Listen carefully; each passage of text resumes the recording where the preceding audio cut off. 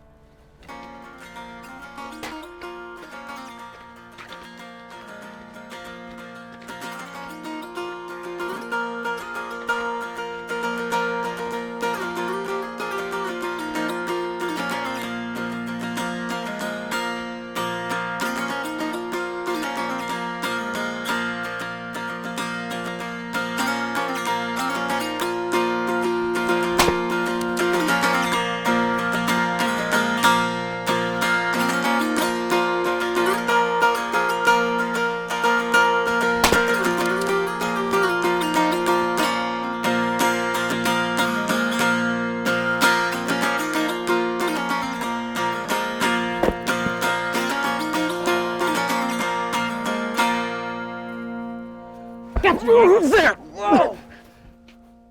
Henry. Henry, younger brothers. Is that you? Yeah, Val, it's me. Well, I wasn't sure you were gonna show up today. I wasn't sure I should come. Okay. Hey, there's a good warm meal inside. Let's go get something to eat.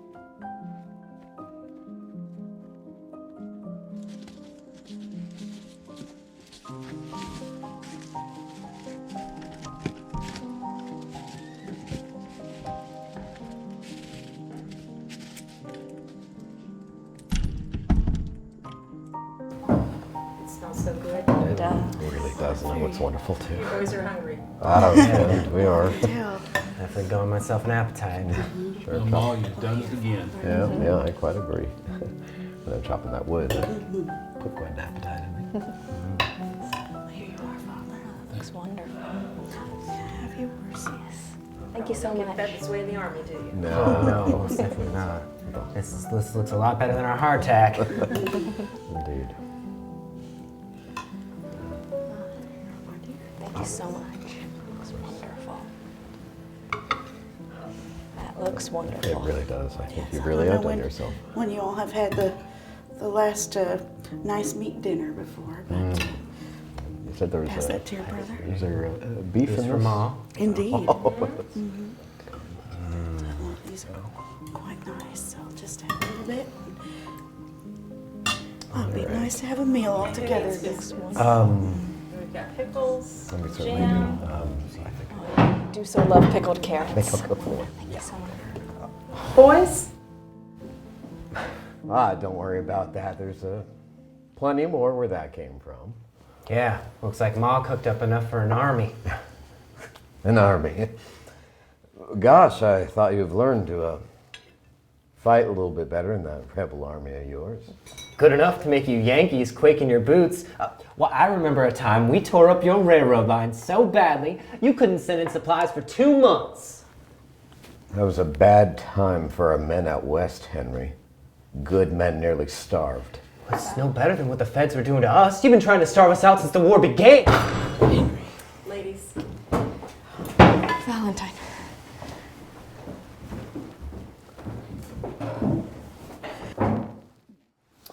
Boys, if you'll excuse me.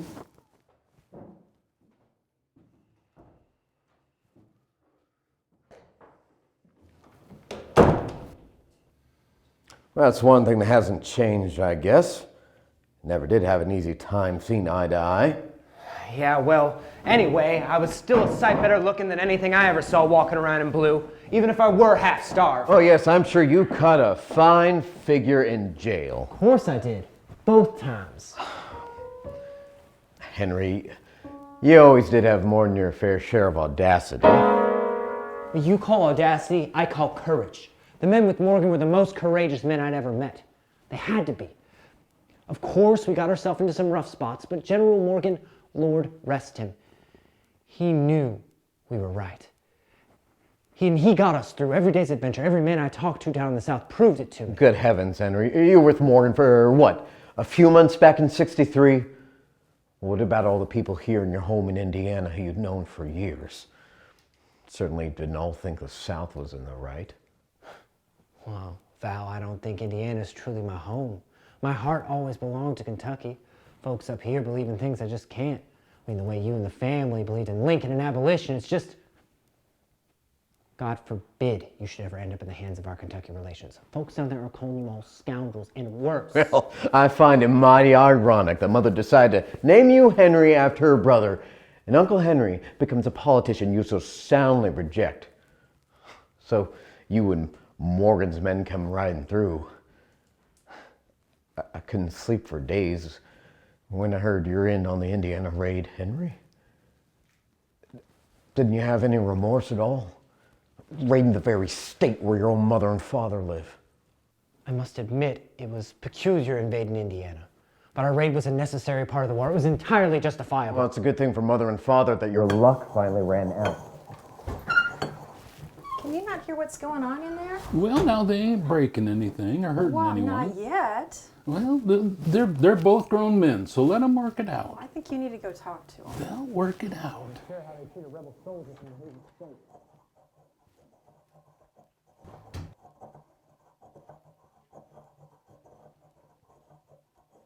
Well, it took more than luck to make it through. You Yanks must have had 100,000 men and you only got to a third of us. That's when I learned what it was like to be a true prisoner of war. I must admit I was worried. Wasn't sure how they treat a rebel soldier from the Hoosier State.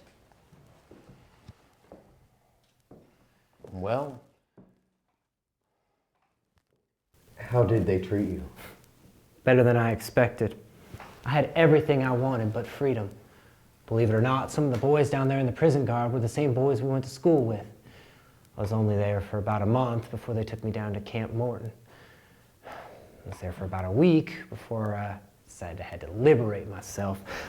One night, I tied my handkerchief around my boots and in my sock feet climbed 12 feet high above the prison fence between two guards and I made my escape. Still have my handkerchief, see? That one right there, that one right there. It sounds like you, Henry. Like when we were boys and Father sent you to bed without supper and you try to escape. That's quite the escape, little brother. Guess I wouldn't expect anything less out of you. Can't hurt a Morgan man. After that, I decided to rejoin my regiment down in Kentucky. But on my way there, I stopped off at our old home. I got captured again in the very house we were born in. That wasn't the worst of all, as they were taking me down to a bigger prison. I had to fight the rats off for my dinner. Well, letters from home weren't coming in very regularly then. And next I heard from you, you were up in Canada. Much of mother's relief.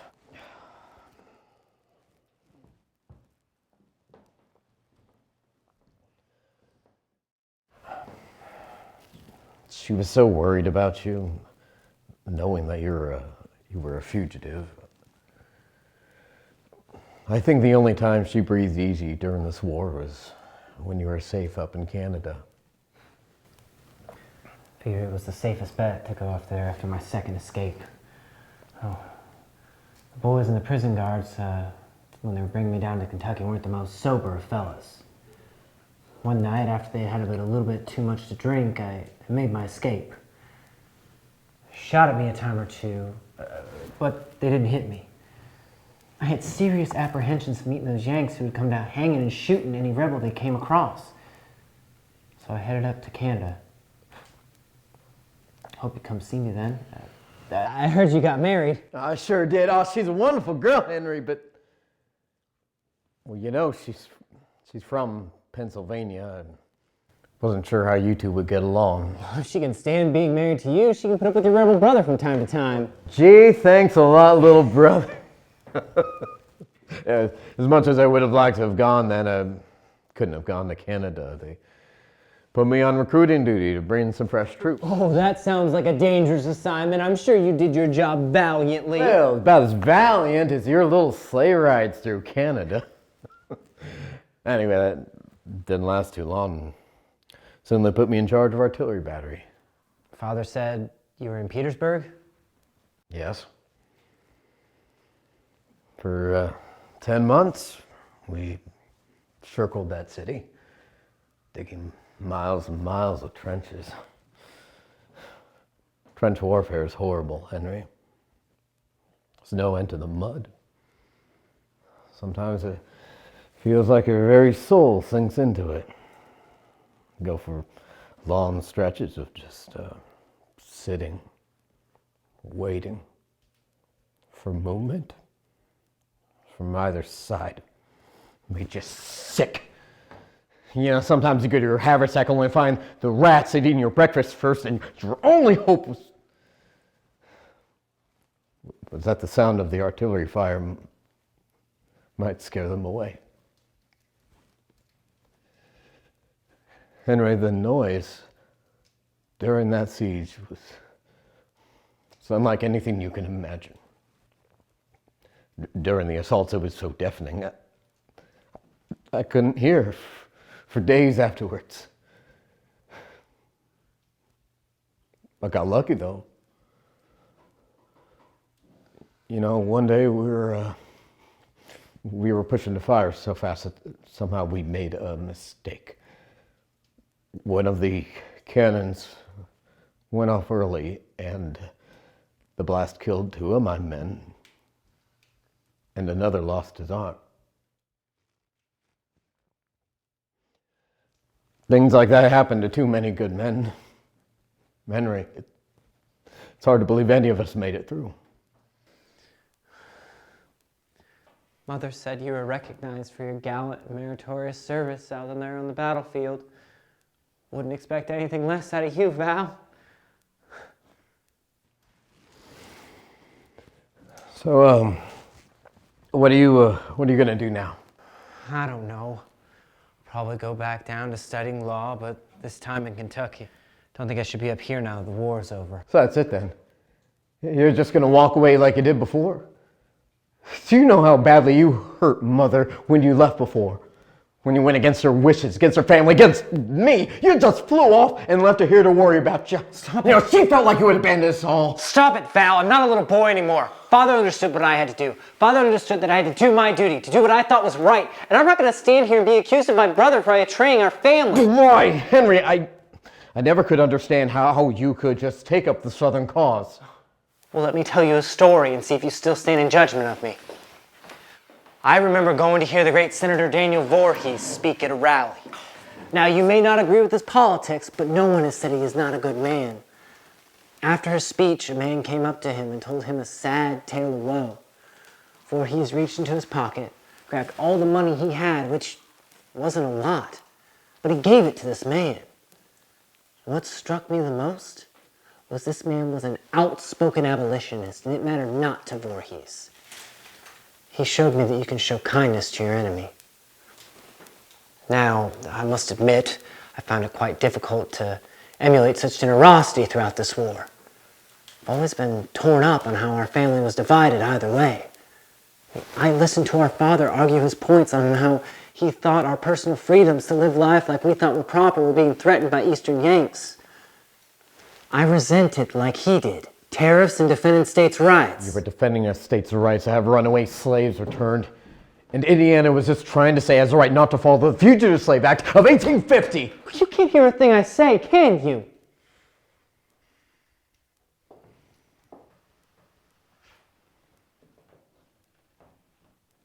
I don't want to fight with you, Henry. Sick to death of fighting. Do what you want. It's what you're always going to do anyway.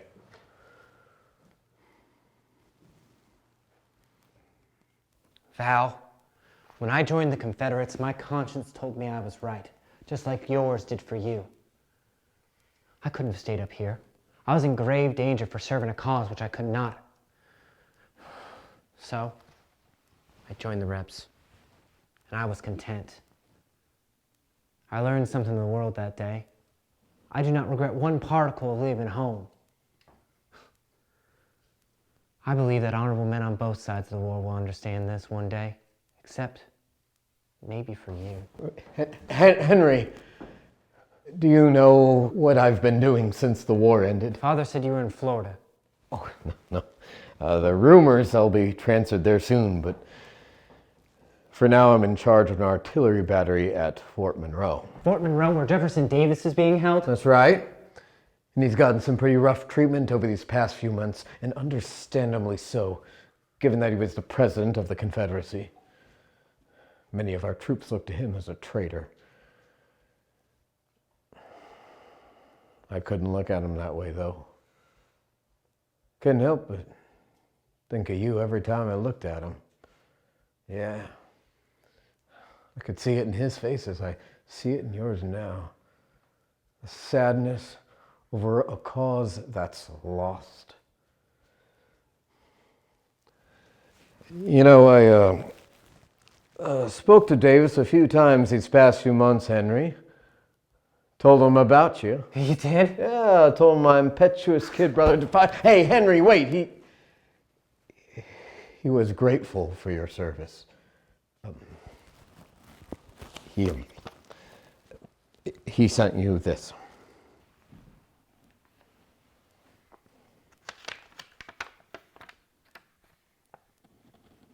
Captain Henry Stone, my dear sir, accept my best wishes for you, your welfare, and your happiness. It is better to deserve success than to attain it. Your friend, Jefferson Davis. I don't know what to say, Val.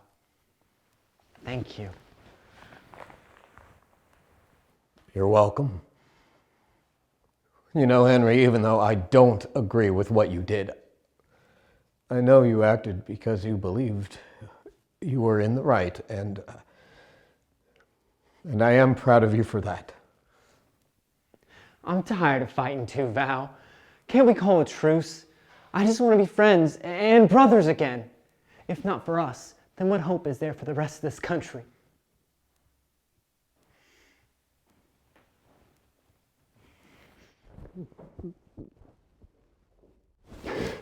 You know, Henry, it's going to take more than just the two of us. We're all going to have to work together to help rebuild this country. Dessert's ready. And we will, brother. Let's start by rebuilding your appetite. Something sure smells good in there. How about it, old man? I'll race you. Well, some things never change.